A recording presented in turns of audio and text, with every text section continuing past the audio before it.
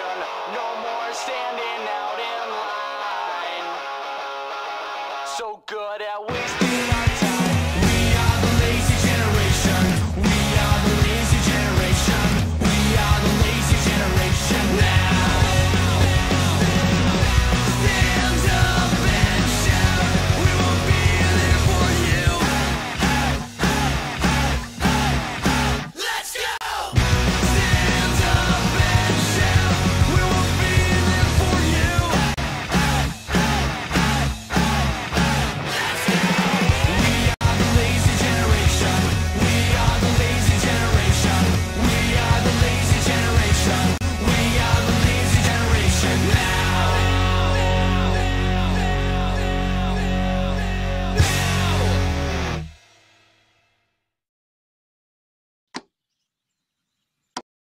Racing games are something special.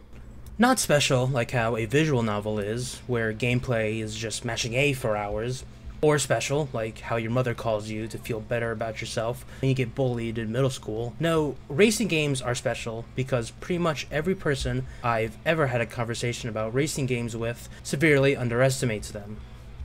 Sure, when racing comes to mind, I imagine most people would immediately think about their boring, pathetic lives, about having to take a big metal wheel cubed thing to work every day, where hillbilly rednecks and depressed junkies who spend all their money on stupid mods on their mother's Honda Civic drive around town like a white girl on coke. Well, for the most part, that is pretty true, unfortunately. Driving around can get a bit boring when it replicates life so effortlessly. Forza, Gran Turismo, Assetto Corsa, those kind of games, those style of racing games, all get the same response, and it's usually a little down the middle. While looking towards the future might not net us any hope for a proper, new, and inventive experience, we could always look elsewhere a bit for something more interesting. Of course, I'm talking about Burnout.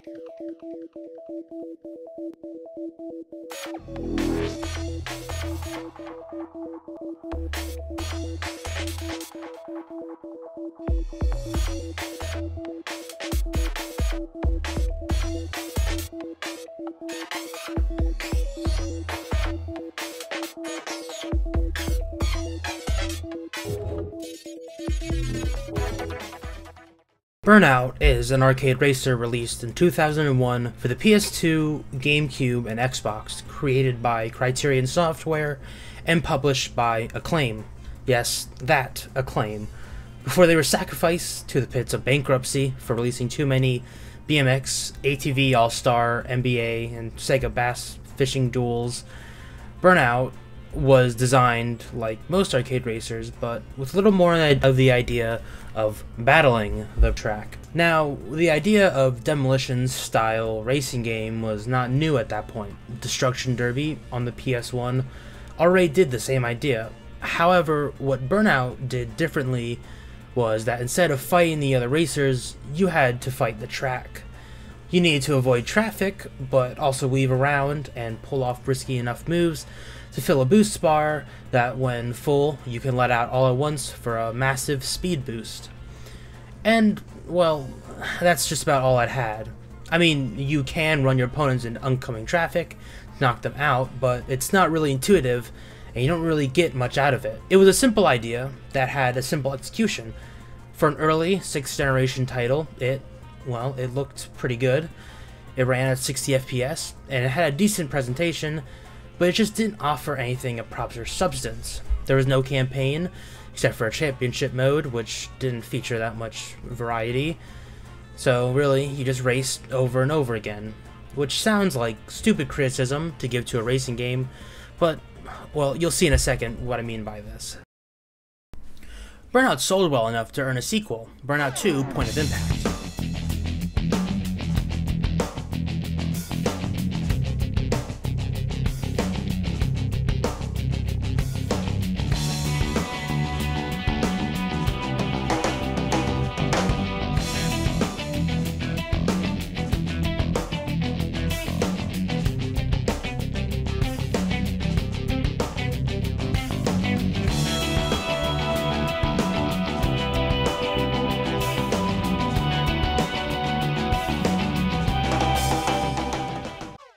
Pretty much everything was updated. It controlled better, it looked better, there was more to do, and it was generally a bit faster. Burnout 2 managed to change enough for it to be a worthwhile sequel. Unfortunately, it just didn't change a lot. Even the boost system stayed the same. Boost system in 1 and 2 was more like a power-up than an integral mechanic. You drove risky, you filled the bar, and then you pressed the button to get a big boost in speed for a short amount of time. In Burnout 2 specifically, if you were able to do enough tricks during the boost, you could fill it up again and chain it to do what was called in-game a burnout. Chaining burnouts together can be really addicting and very satisfying. The longer you boost, the more amped up the music gets and gets the blood flowing a lot faster. Racing in 2 is also not nearly as long or as tiresome as 1 is. Racing in 1 could take up to 7 to 8 minutes just to finish a race. In 2, it was more like 2 to 4 minutes. Burnout 1 and 2 had enough of a base to form a good idea. The idea of having to avoid traffic but also play risky enough to get a boost made it so that even if you're in first place, you always had to be paying attention. It honestly has a perfect baseline for a fantastic racing game, but it just didn't have enough to set it apart just yet, well, in my opinion. I may find Burnout 1 and 2 both to be really great racing titles. However, everything changed when EA bought out Criterion and made what I believe to be the best arcade racer, if not the best racing game ever, Burnout 3 Takedown.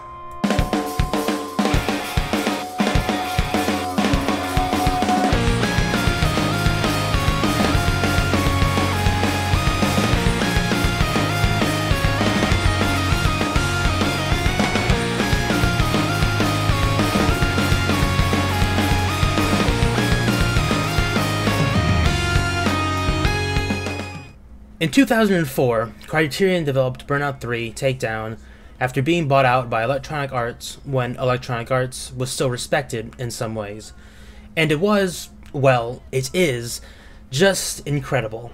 Burnout 3 is, in my opinion, the quintessential racing game. When the genre is brought up, I immediately think of Burnout 3 and how perfect of a racing game it really is. I mean, no joke at all, this game that is very not known of is really fucking incredible. Like its predecessors, Burnout 3 is an arcade racer with a focus on destruction. Every mechanic from Burnout 1 and 2 returns. You still race along traffic and make risky moves in order to build up a boost meter and all that.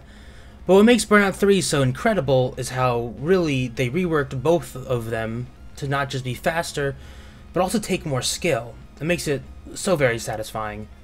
Before we talk about mechanics, I think it's important to talk about the presentation, and how I still don't think a single other arcade racing game has ever even come close to reaching the peak that Burnout 3 sits at. Straight from the start, there is an incredible opening that was created using real in-engine footage using LAN mode and a debug menu. Yes, that whole thing was made using 12 PS2s and developer mode to perfectly create not just the crashes in action, but also all the camera angles. Side note, this was taken from a tweet by the Burnout 3 technical director, Sean Murray. Yes, that same Sean Murray, who could have been bullshitting, but we'll never know. It's still very impressive, either way. While this sweet display of the game's action plays in the background, your ears are delighted by the kick-ass cover song by the F-Ups Lazy Generation. We are the lazy generation, no more standing out in line. So good at wasting our time. Seeing the crash nav globe appear and zoom into the action just when the music swaps away from the low quality just really hits somewhere special. And when it all ends on the supercar jumping landing right on the tanker and it blows up into the logo, Straight from the get-go, Burnout 3 punches you in the nuts with its presentation. It looks great, it sounds awesome, the same 60 FPS is still there, the controls are even tighter than ever. Burnout 3 is the Chad arcade racer. Different from Burnout 1 and 2, there is now EA track implementation. Instead of weird electronica tracks that, well, actually sounded pretty good, we now have a fully licensed soundtrack. I already mentioned Lazy Generation, but also This Fire, I Want to Be Sedated, Over-the-Counter Culture, Time and Time Again, and even more. Burnout 3's licensed track list is the closest rival to that of the Tony Hawk titles, which of course invented the idea. However, there are original tracks made specifically for events. The main theme of the game, Ozone, is so much better than the previous game's electronic tracks. and all other tracks are actually rock tracks, and they fit well alongside licensed tracks. Burnout 3's licensed track lists are so good, I even bought some of the albums featured, my favorite being the F-Ups, and the only album which featured Lazy Generation. However, you're probably going to say, hey, isn't that very opinionated? You grew up listening to those tracks. What bearing do these tracks actually have on the game? Don't worry, we will get into why these tracks are actually important in a little bit. But before I continue, let's talk about the world of Burnout 3. Burnout 3's main campaign mode, the World Series, is where all the events are held, and you play through 3 continents, USA, Europe, and Asia, completing events to unlock new events and vehicles until you complete them all. Pretty standard, but one cool thing about Burnout is despite having 40 racetracks, there are actually only 3 real maps in the game. One map is for every event in USA, one is for Europe, and one is for Asia. Every race is actually just taking place in one small part of the much bigger maps. Something not only impressive for the hardware, but also makes the world seem so alive and like a real, actual world. This is most notable when completing the finale events for each series, where you race along the full tracks. Now, I will tell you about how Burnout 3 has amazing character design. What characters, you may ask? Well, the only one, of course, as well as the best DJ in any video game ever. DJ Striker, the snarky, funny, and actually very helpful DJ for Crash FM. Crash FM being the fictional radio station in the Burnout universe. It's also where all the music is supposed to be coming from. DJ Striker is the DJ for it, who chimes in occasionally to give some banter or even a helpful tip on the track you're on. Now, 2 things of note here. This is how you create clever and funny banter. Number 2, this is how you create helpful and useful tips for your video game. Striker's comments not only give Burnout 3 a lot of character and life, but legitimately gave me a chuckle sometimes. Also, DJ Striker actually gives out useful tips for racing. He not only tells you pretty useful racing strategies, but also where very hidden shortcuts are. He doesn't just state the obvious, like if you lose, how to not lose. Instead, he actually tells you stuff you need to know, and if he can't, he will at least say something that gets the mood set for racing. Striker is an unironically very well designed character for a game with only one character. His attitude and demeanor is just filled with a ton of energy. It really gives the world Burnout is trying to create some very necessary characters. Okay, I'm done talking about the music, and I'm done talking about the presentation. I can finally talk about the art style. Burnout 3's art style is a bit different from 1 and 2. Instead of the standard Ridge Racer looking style, we have a pretty sweet street punk art style. It really holds up compared to the other titles in the series. From the street signs for indicators to the scribbled blueprints in the tutorials, Burnout 3's art style is just top notch. It's very reminiscent of 6th generation Sonic titles in its design. I think it really sets itself apart from every title in the series, as the previous games were a little more tame and the future games would be a little bit darker or a little more calming and relaxing, which are styles that I don't think fit the series, but were still implemented well enough for them to work in their respective games. Okay, I know what you want. You want me to talk about how incredible the gameplay of Burnout 3 is. You want me to tell you how every mechanic works so perfectly with each other, how every game mode works perfectly, and how the AI is not just difficult, but also fun to battle. You are sick, and so am I.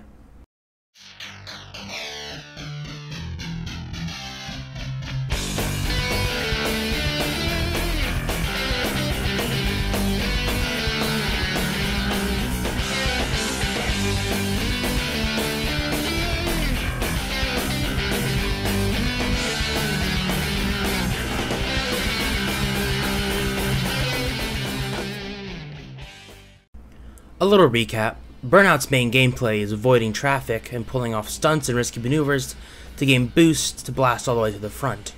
Okay, now take all of that and remove it, because it's so much more different. The newest addition is probably the most genius idea ever. It's the name of the game, literally, Takedown, as it's referred to. Takedown is the action of brutally ramming your opponents off the road and sending them flying through the air.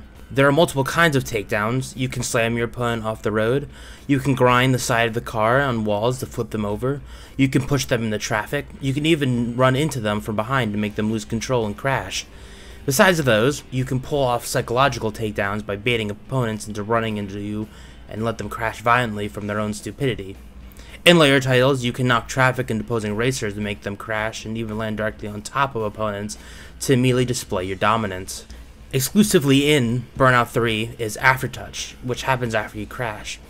When you crash, you can hold down the Aftertouch button to slow down time and control how your car crashes.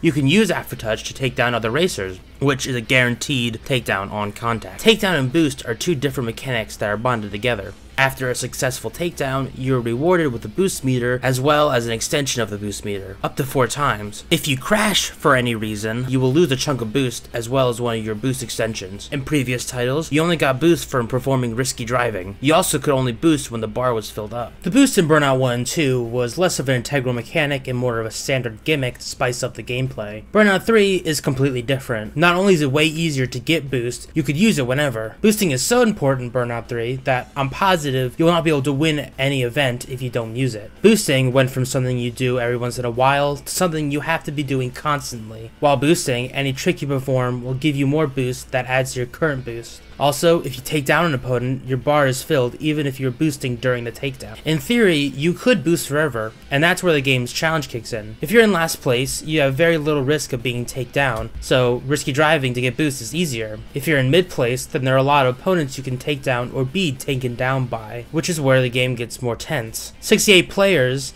all fighting each other to get to the front, it's exhilarating. And easily the best part of each event. If you're in first place, well, you still have to pull off enough tricks and maneuvers in order to get boost to stay in first place, since whoever is in second place most likely has a full bar of 4 times boost, itching to get to first. And if you crash, it's all over.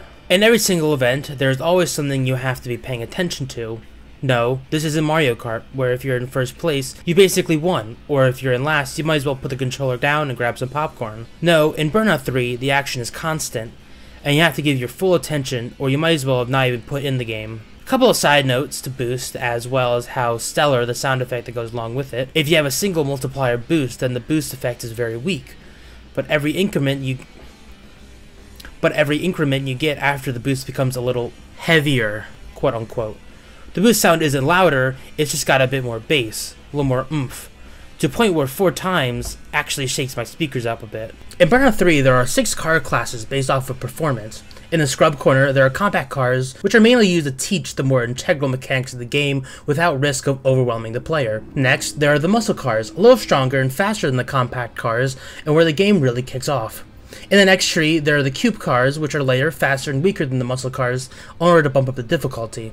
The sports tree is more or less a bridge between the previous and the next trees. The supercar tree is next, where the game really tests your skills with hard-to-control beasts with a ton of speed and almost weightless. Finally, there's the special car tree, exclusive for the game's stranger vehicles like the F1 Racer and the Hot Rod. The gameplay of Burnout 3 is just so divine. The sound effects are just perfect. Every time you do something is followed by just the perfect sounding little noise that makes racing just that much more satisfying. All the clever names of moves add so much. The controls are so tight and responsive. The crashings feel impactful. Music really sets the mood. The speed is just so fast that the PS2 version is almost impossible to play in composite mode. You won't be able to even see the traffic. This game is incredible, and I don't even know anyone who is aware of it. This game is so under the radar that not even Criterion knows it exists. Instead of a Burnout 3 remaster, or better yet, a remaster of the original titles, they made a Burnout Paradise remaster, which is considered one of the better titles in the series, but it could already be played in backwards compatibility mode on Xbox One. It also has a Steam version that still works and will still play even on modern hardware. I notice people talking about Burnout Paradise constantly, but I don't think enough people remember when the series peaked. Burnout 3 is just so much fun, and I haven't even gone through all my notes about it. Now, let's talk about the events.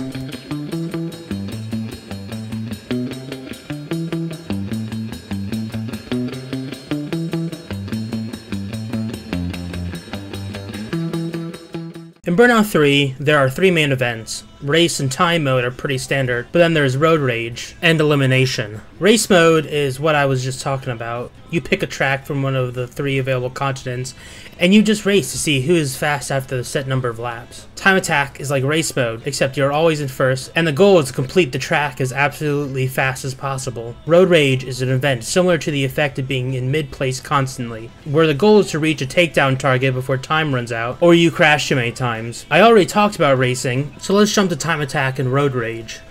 Time attack, obviously, is where you battle against the clock to get to the end of the track with a good time. While I find it to be the least interesting mode in the game, it's still really good. You only get 2 times the boost bar, and there are no opponents, which means the only way to get boost is to pull off some dangerous driving. With that, you would probably think it'd be the easiest event, and you would be 100% incorrect. Time Attack has all the stress of race mode, except if you crash more than once, you will not get the gold medal. Time Attack can actually be really calming if you get into a good rhythm, weaving in between oncoming traffic, drifting perfectly around corners, keeping that boost flowing. It's pretty sweet stuff. The perfect dopamine hit. Road Rage is what most fans recognize from the Burnout series.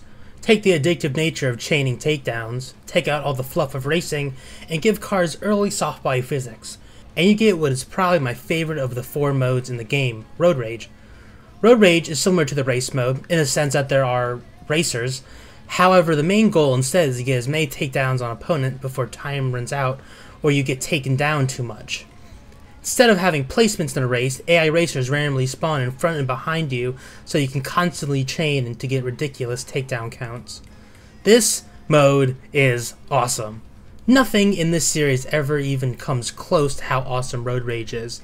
It's so good, and every game after there has always been a Road Rage event in some kind. Now, the back of the box for the game says there are 17 game modes. Realistically, there are only about 3, and the other ones are exclusive to online or are extensions of the main modes, as well as one that I'll get to in a minute.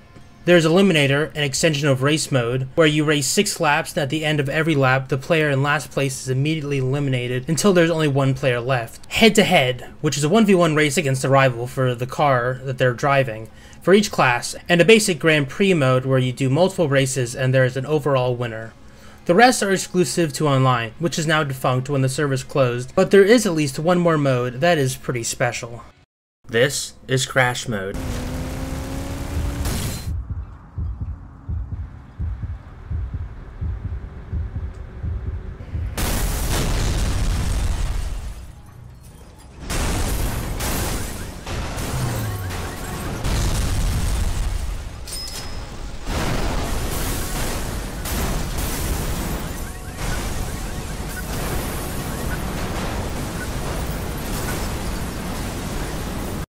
Crash Mode is a mode introduced in Burnout 3 and would go on to be in Burnout Revenge. Crash Mode is completely different from other modes, as you don't have any opponents to fight, and instead of crashing being a thing you want to try and avoid, it's now the main idea. Every crash event has a start point, a large pile of traffic, some ramps, and pickups. The pickups range from extra points to multipliers to an endless boost and an instant explosion. The goal is to run straight into traffic and cause as much chaos as possible while picking up as many pickups as possible to get the best score. Each scenario has a start direct in the line of traffic and some ramps to make it a little more interesting. Jumping off a ramp not only launches you, but also enables aftertouch immediately, so you can instantly guide your jump. After enough carnage, you can explode your car to cause even more destruction. The scenario ends once the chaos stops and all the points are tallied up and converted into a score of dollars worth. Similarly, how Road Rage gives a dopamine hit similar to that of your wildest dreams, Crash Mode shoves it into your brain, that you might get goosebumps from how satisfying it really is. Each mode in the game also has corresponding achievements and unlocks. Races have signature takedowns which require you to do a set of takedowns at a certain point of each track. Time Attack have time goals, and Road Rages have the same signature takedowns as well as takedown goals. The takedown goals range based on difficulty, and they can get really difficult. It ranges from getting your first takedown, or getting 5 takedowns in one race, to 15 takedowns in a race event, or 40 takedowns in a single Road Rage event. Every event, except Time Attack, contributes to a combined takedown goal that, once reached, unlocks a new vehicle. Crash Mode has a similar goal, where getting a certain amount of money unlocks a new Crash Mode exclusive vehicle that progressively gets larger and heavier for more destruction in Crash Mode. There are also special event postcards for game progression, as well as Crash headlines for getting a high enough score in Crash Mode. After you complete the entire campaign, one last event opens up, the final Grand Prix around every location in the fastest and weakest car in the game, the Formula 1 supercar. If you want a more conclusive event to a game such as Burnout 3, this is it. The final Grand Prix is not just hard, it does not just require pinpoint precision to beat, it requires pure dumb luck and skill working together to complete what is the greatest event in the game. The AI is incredibly smart. They'll trip you up, psych you out to make you crash, and they'll never ever let you pass. The F1 car is fast, and I mean fast. It's so difficult to control. If you take a turn too hard or whiff a drift around a corner, you will spin out. If you run into anything even once, you're going to go flying. If you crash once, you're just screwed, and you might just need to restart the event. This event goes all the way around 4 of the main maps in the game, 2 laps each around all 3 areas in the game, and it takes a long ass time, and if you don't get first overall, you aren't winning.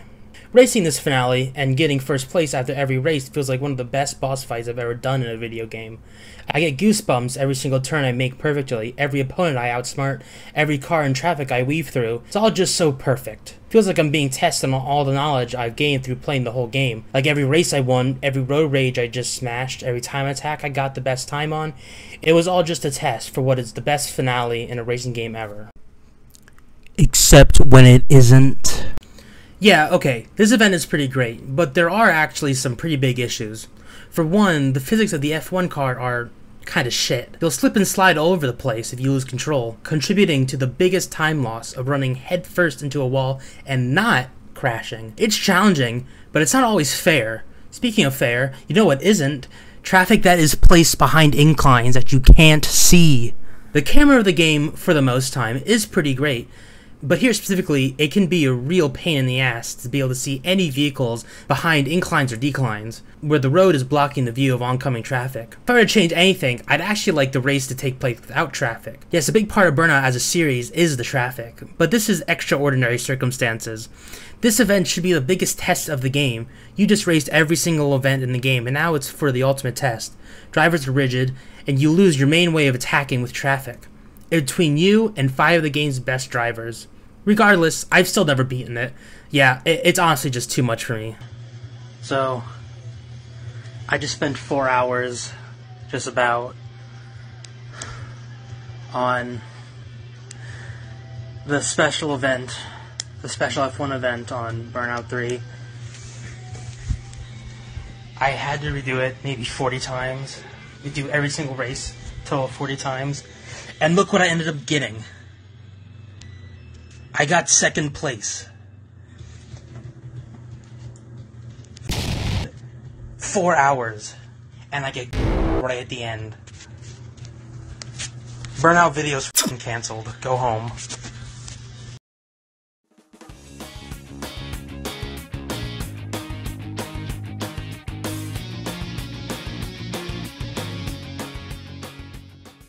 Burnout 3 is, by far, the best racing game I have ever played. The fast gameplay, coupled with the genius mechanics, makes for what is definitely the bar setter for racing games. However, the Burnout series didn't end there.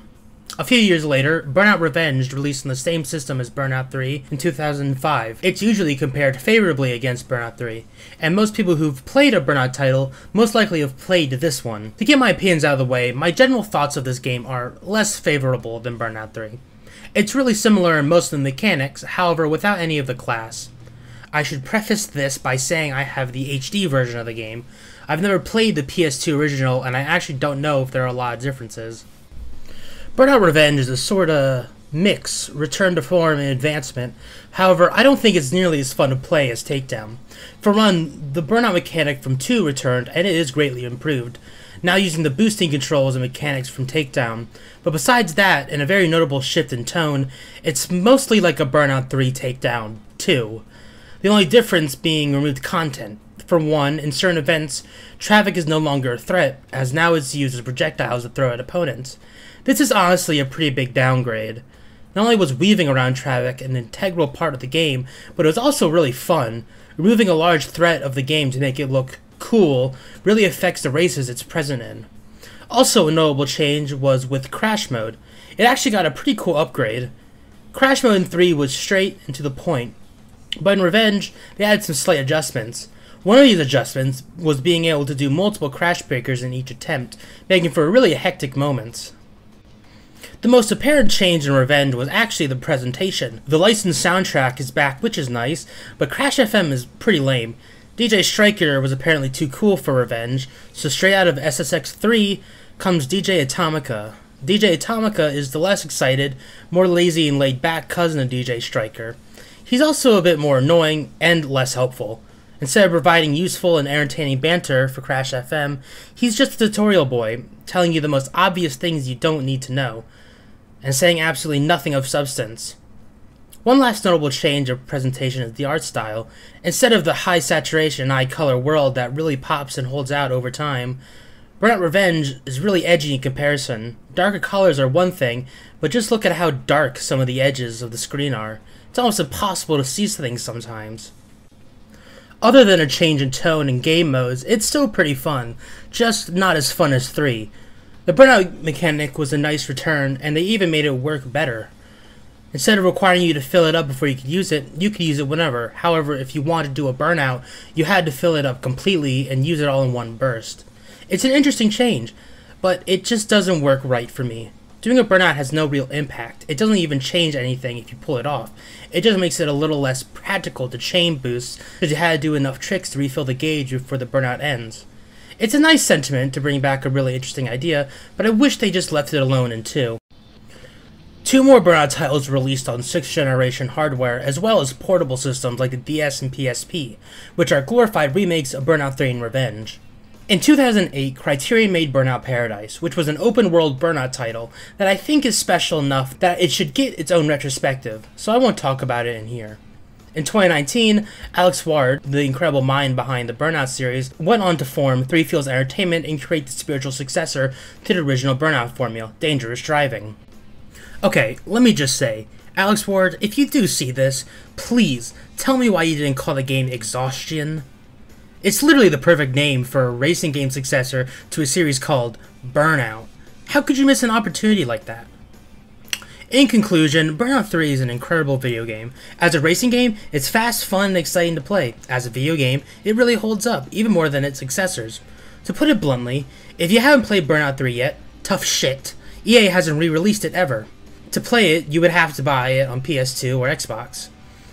Burnout 3 really is probably the greatest racing game of all time, and I would recommend anyone play it as soon as possible. Criterion and Alex Ward, thank you so much for making a true masterpiece of a game, and to everyone watching, thank you for staying through till the end. I hope you enjoyed the video.